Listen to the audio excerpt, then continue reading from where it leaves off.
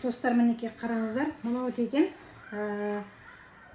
базардан сатып алынған қолдың қаймағынан, яғни 3 литрлік баклажкамен сатып алынған қаймақ, қолдың қаймағынан шыққан сары май. Бұның рецептін қалай шығару керек екенін көру үшін сіздер менің мына каналымда толықтай қараңыздар. Сол жерде мен сіздерге толық айтқан болатынмын. Мінекей достар, осындай 1,5 литрліктен 2 баклажка қаймақтан осындай сары май шығаруға болады. Яғни осы баклажкаларды морозильникке салып қойып, қатырып тастап, ертесіне алып, сол қаймақ осыдан сары май шығаруға болады. Алып кеттік, бастаймыз. Достар, мынау деген кәдімгі қолдың сметанасы. Мен айналдырып жатырмын қазір. Обычный қолдың сметанасы алғаннан кейін ол арзан тұрады. Оны алғаннан кейін сары май шығарып алуға болады. Біраз күн уақыт қойып қоясыздар. Ол өзі жеуге келмейтін уақытта аламын да, мен осындай сары май айналдырып аламын.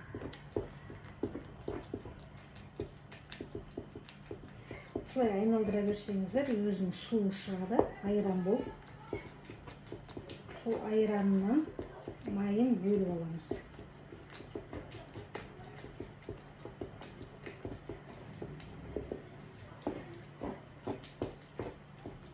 Сметана әрине сатып алсаңыздар, қолдың сметана ол арзан, ал сары май қымбат. Егер қолдың сары майын жегізгілеріңіз келсе, базардан барып сметана сатып алыңыздар. Жақсы сметандар бар ғой, қолдың сметандарын. Соны сатып алып, біраз күн уақыт қойып қойсаңыздар бұзатқышқа. Одан кейін бұзатқыштан шығарып алып, осындай сары май шығарып алуға болады. Мен бірінші қаймақты аламын да, қаймақты бұзатқышқа әкеп қойып қоям. Міне уже сары май шықты. Көрдіңіздер ғой, қолдың сары майы шықты. Осыны қазір мінекей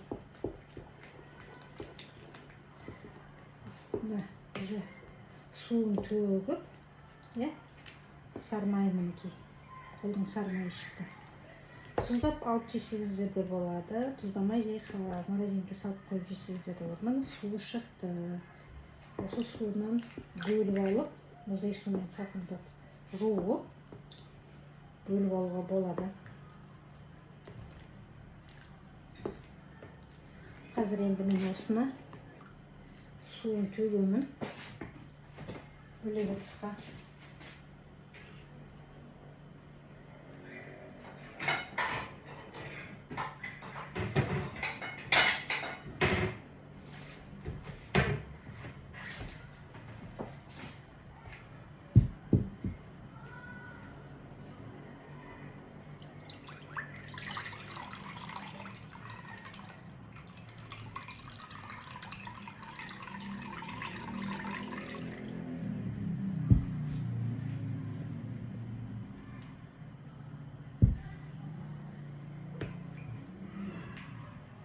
Сары майын жібермейміз.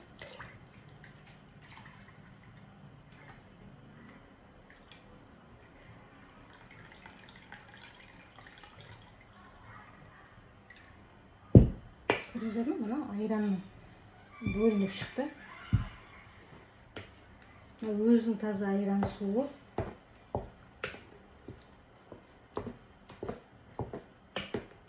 Кәдімгі 3 литрлік баклажкадегі қаймақтан осыншама май шықты. Бұл 3 литрлік қаймақтан шыққан сары май. Үлкен болып шықты кәдімгідей.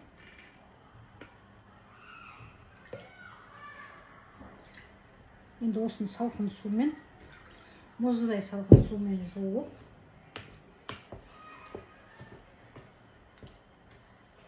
майды шығарып болады.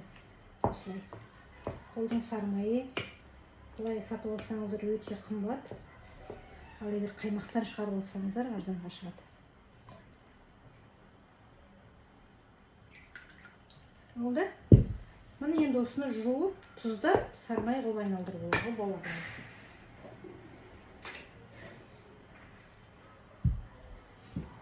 Мен қазір сумен жуып аламын.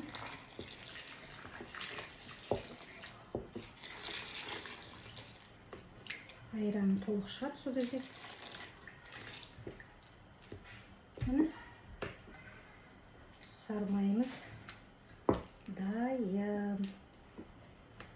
Қазір бұны ыдысқа салып аламыз.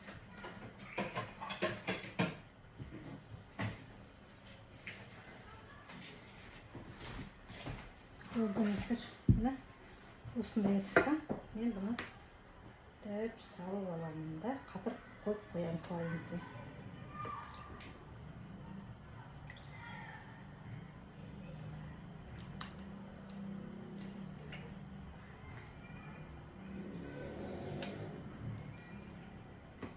Үш литрлік базардың қаймағынан алып, қолдың қаймағынан.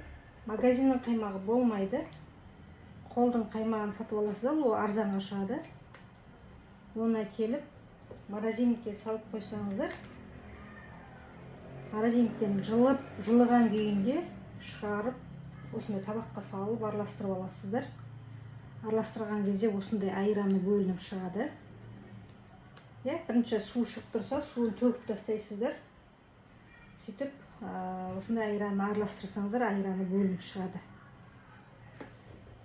Міне, 3 литрлік қолдың қаймағынан осыншама үлкен сары май шықты. Мынау енді таза қолдың сары майы. Ешқандай қоспа жоқ, өзінің таза сары майы шықты.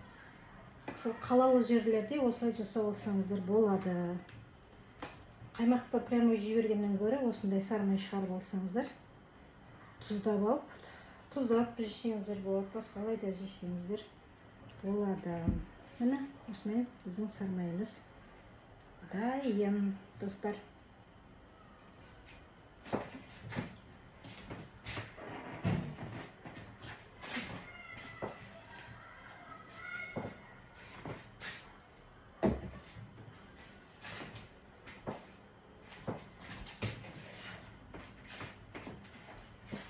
Суы шықты екен, ағызып алайын.